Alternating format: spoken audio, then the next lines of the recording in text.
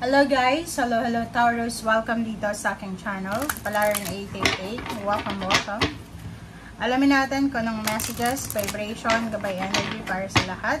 Ito ay general reading. Pwede kang makaresonate. Gamitin mo ang iyong intuition sa panonood. Ay Taurus, 33, portal opening. First and second card is Aqua Aura and then Titanium Rainbow. Wow! Okay. Nakikita ko sir dito, meron na mga Taurus na maraming mga tao sa paligid mo na medyo, hindi sila totoo. Like for example, may nakikita ka na sa environment mo na nakangiti sa'yo.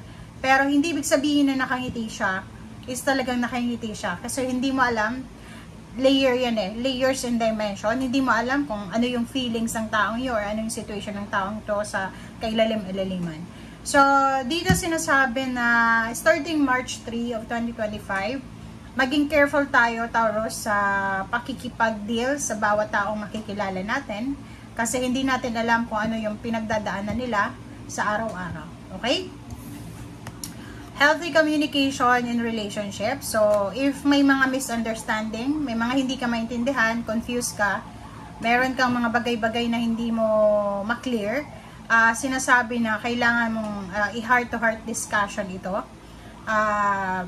Kailangan mong i-clear yung communication para maintindihan nyo kung ano yung mga bagay-bagay, kung bakit kayo hindi magkaintindihan or kung bakit nangyayari to sa inyo. Okay? Okay, thank you.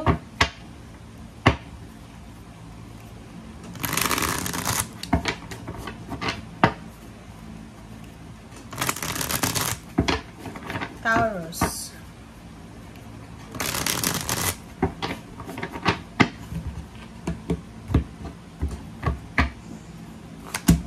Okay, wow.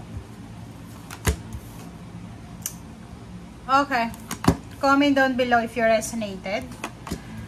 Nakikita ko, isang Taurus, hindi ka naman panganay, hindi ka naman second sa pamilya, pwedeng bunso ka, or nasa latest tawag doon, sa pinakauli na bunso, sunod sa bunso, parang gano'n, sinundan ng bunso.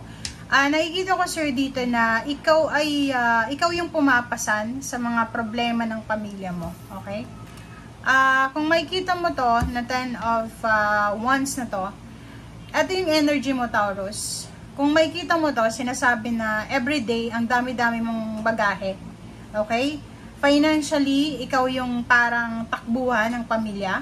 Emotionally, ikaw na nga yung taga-provide ng financial. Ikaw pa yung nilalapitan ng mga tao para i-secure ang kanilang emotion or para sumbungan, parang ganun. So, nakikita ko sir dito na this coming March, or this March, starting March 3, sinasabi ng bara sa'yo na sa usaping pera, ang dami-dami mong obligasyon. Pera or pwedeng sa pamilya may mga sakit, ikaw yung taga-alaga, ikaw yung taga-ayos ng pabeles or anything.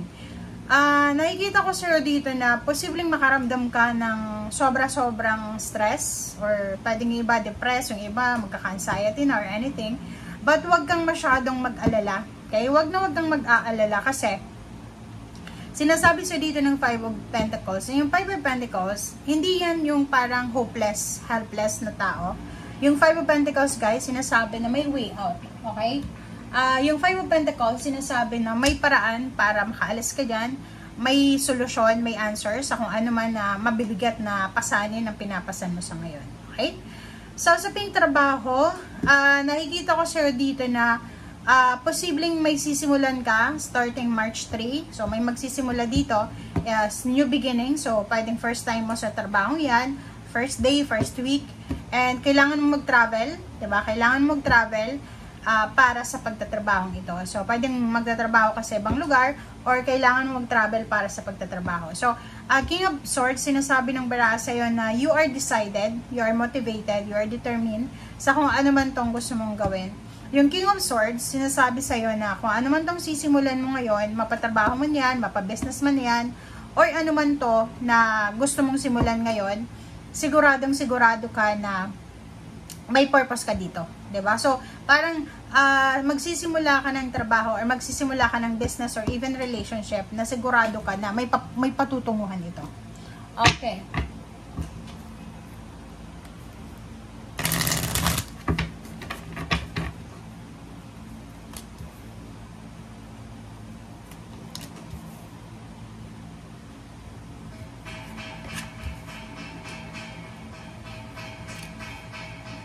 Okay, pasensya na guys ha. Sobrang ingay sa labas. Okay, so last 5 cards tayo, Taurus. Dito sa last 5 cards mo, sinasabi na connected siya sa King of Swords, itong 7 of Wands. Itong 7 of Wands, sinasabi sa'yo na talagang magiging sobrang motivated ka, determinado ka. So, gagawin mo ang lahat dito sa trabahong ito, dito sa business na to, or dito sa relationship na to. Or kung may sakit ka, or may pamilya kang may sakit, nakikita ko sir dito na decided ka talaga, determinado ka na pasanin yung mga obligations na yan ng family.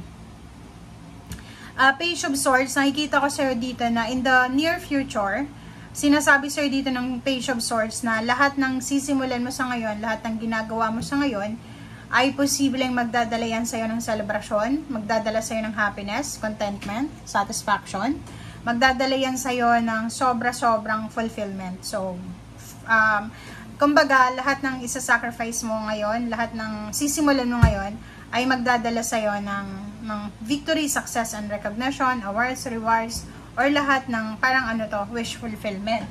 But the problem is, sa future siya. 'Di ba? Yung parang sinasabi mo, sisimulan mo ngayon, but yung result niya is future. So, sa ngayon pa lang, sinasabi sa'yo dito ng Temperance card na much better na maghintay tayo. Kaya huwag tayong magmadali. Huwag tayong gagawa ng isang desisyon na alam mo na pwede kang mapahamak. Okay?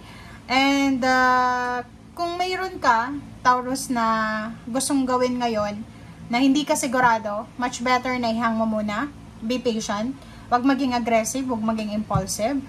Kasi pag nagmadali ka, pwedeng makuha mo yung isang trabaho or isang negosyo na inaayawan ng ibang tao. So, dito sinasabi ng baraha, kalmahin mo ang iyong emosyon.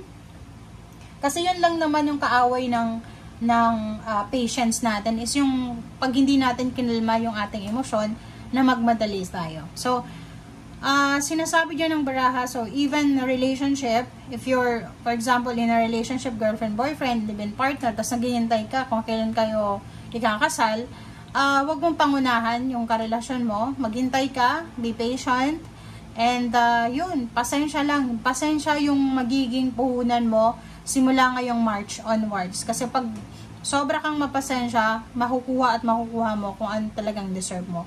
Pero pag hindi ka nagkaroon ng pasensya or mawalan ka ng pasensya, magiging aggressive ka, magiging impulsive ka, gagawa ka lang ng desisyon na alam mo kung ano lang yung gusto mo, which is pagsisisihan mo. Okay?